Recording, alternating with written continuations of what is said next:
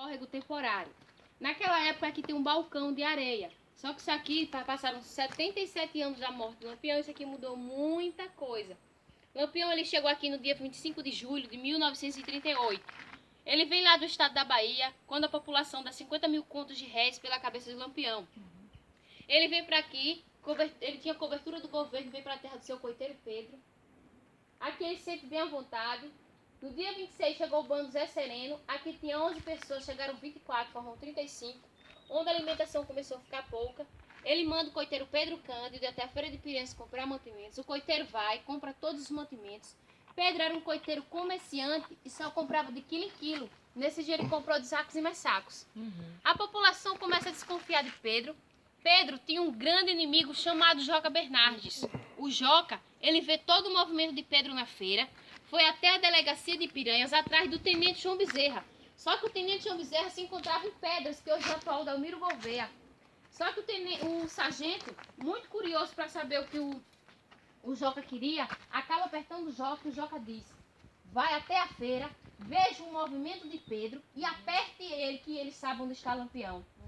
O sargento foi até a feira, viu todo o movimento de Pedro, subiu no ponto mais alto e disse aos feirantes que ficassem despreocupados, que eles iam atrás de Lampião em Canapi, Alagoas. Enquanto isso, Pedro chegou aqui na quarta-feira do dia 27, entregou os mantimentos ao capitão e disse: capitão, fica despreocupado, pois as macacadas vão atrás do senhor em Canapi, Alagoas. Lampião se sente despreocupado, libera todos para jogar, dançar, faz uma festa aqui dentro. Até os que estavam de sentinela, Lampião traz para dentro da grota. Enquanto isso, o sargento Aniceto Rodrigues foi até um telégrafo na cidade de Piranhas, manda um telegrama codificado para o tenente João Bezerra, dizendo a seguinte frase: tenente Prestes Bezerra, tudo certo, vem urgente, banho no pasto. O banho no pasto queria dizer que Lampião estava na redondeza. Enquanto isso, se juntou a volante do aspirante Francisco Ferreira de Melo, a do tenente e a do sargento Aniceto Rodrigues. Juntaram-se, eles traçam um plano, descem até a cidade de Piranhas Velha, pega 3 canoas conhecidas como chatas e desce as margens do Rio São Francisco. A primeira parada deles foi lá na Fazenda Remanso, que fica lá no estado de Alagoas. Lá o Soldado Bida e o Elias de Alencar foram até o povoado de Entre Montes, capturaram Pedro, levaram Pedro para a fazenda e apenas arrancaram as 10 unhas das mãos e dos pés a bicos de punhal. Até que o Pedro diz que o Lampião está aqui num certo local da fazenda dele e quem poderá dar mais informação é o seu irmão, o Duval, que se encontrava aqui na sede. Eles atravessaram o rio, chegaram aqui na sede da fazenda, encontraram o Duval e começaram a apertar o Duval, até que o Duval diz que o Lampião está aqui na grota. O percurso nós levamos em média de meia hora para fazer. Eles levaram em torno de 4 a 5 horas. Eles vinham com 3 submetralhadoras, vinham abrindo trilha e também era tempo de inverno. Ao chegar no alto das Umburanas, eles fizeram divisão, onde o tenente ele fechou toda essa área, o aspirante fecha essa área e o sargento que era para fechar essa área, onde fugiu os 24 cangaceiros, ele acaba não trancando.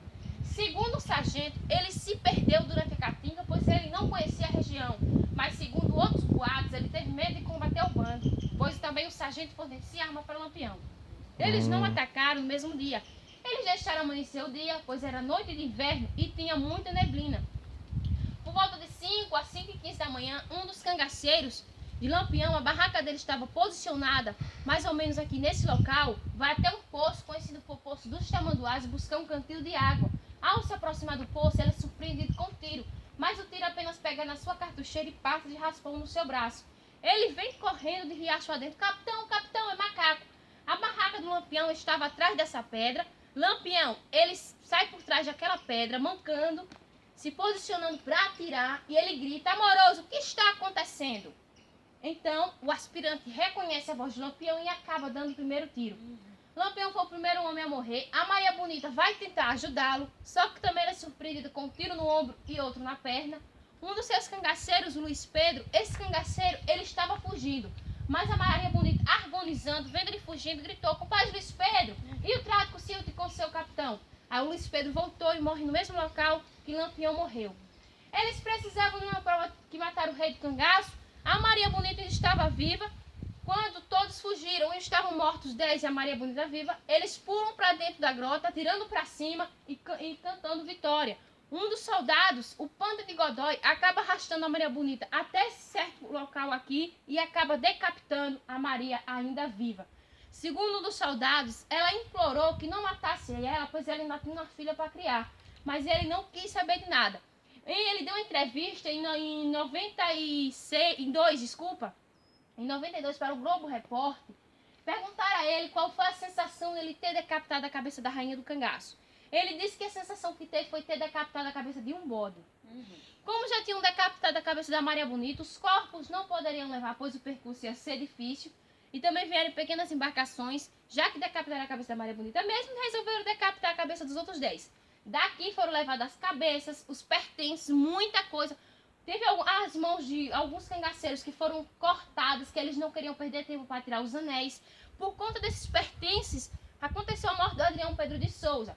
Esse soldado que matou, na verdade, não foi nenhum dos cangaceiros, foi o próprio tenente João Bezerra, que ficou conhecido por fogo amigo ou queima de arquivo. O tenente, ele sabia, o soldado, ele sabia muita coisa sobre o tenente. Ele sabia até que o tenente fornecia arma para Lampião. E também eles gostavam da mesma mulher, e eles acabaram discutindo, e acabou matando o Adrião Pedro de Souza, o próprio tenente. Ele chegou a alegar aos seus superiores que tinha sido um dos seus cangaceiros. Completamente ele ficou esquecido. Há pouco tempo, um dos escritores, o Antônio Vilela, acabou fazendo essa homenagem ao Adrião Pedro de Souza. Bom, as cabeças elas foram levadas daqui para a escadaria Dom Pedro II, que hoje é a atual prefeitura de Piranhas, passando por todos os estados e cidades que Lampião atacou, passou 30 anos sendo estudada na instituição Nina Rodrigues, lá em Salvador. Depois elas foram enterradas no cemitério Quinta dos Lázaros, lá em Salvador mesmo. Só que hoje os crânios de Maria Bonita e Lampião se encontram com a filha e neta, a Vera e a Experdita Ferreira, aqui na capital sergipana. Pessoal, com a morte de Lampião não acaba o cangaço, como também não começa.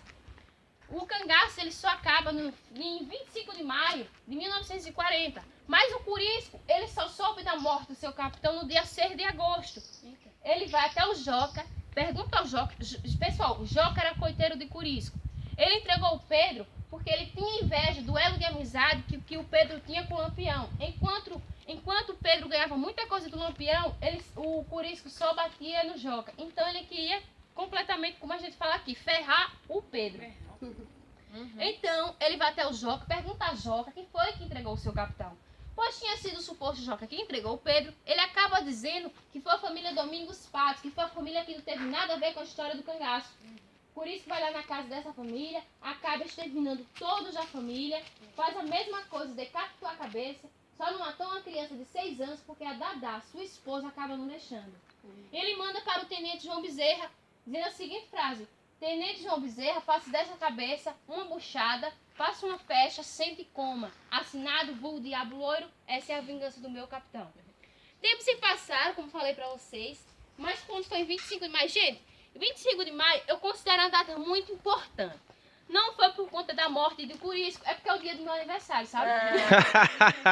Bom, aí quando vai 25 de maio de 1940, o Curisco vai até Bahia para um combate com seu maior inimigo, conhecido por José Rufino. E durante esse combate, Curisco acaba morrendo. E com a morte de Curisco, termina o Círculo do Cangaço, hoje aqui no Nordeste, com mais de 170 anos. Pessoal, o cangaço ele não surgiu com o Lampião, como eu já falei, surgiu com José Gomes Cabeleira por volta do século XVIII ao século XIX. Lampião ele nasceu em Passagem das Pedras, hoje conhecida como Vila Bela, Serra Talhada, Pernambuco.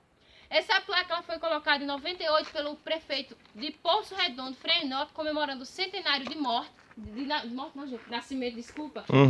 Aí tem o nome dos outros cangaceiros que foram mortos aqui, que morreram aqui dentro da grota. À nossa esquerda é a cruz do Lampião, tendo dado de nascimento, de morte. A nossa direita é do Luiz Pedro e aquela de mármore é do Adrião Pedro de Souza. Pessoal, alguma pergunta? Não tem a de Maria Bonita? Não. Aquela foi colocado um cruzeiro. O próprio tenente João Bezerra ele colocou um cruzeiro em homenagem aos cangaceiros, só que esse cruzeiro foi retirado, pois eles queriam saquear esse cruzeiro que era de bronze. E tinha 5 cruzes de um lado, 5 cruzes pequenas do outro. Vai tirar. Isso.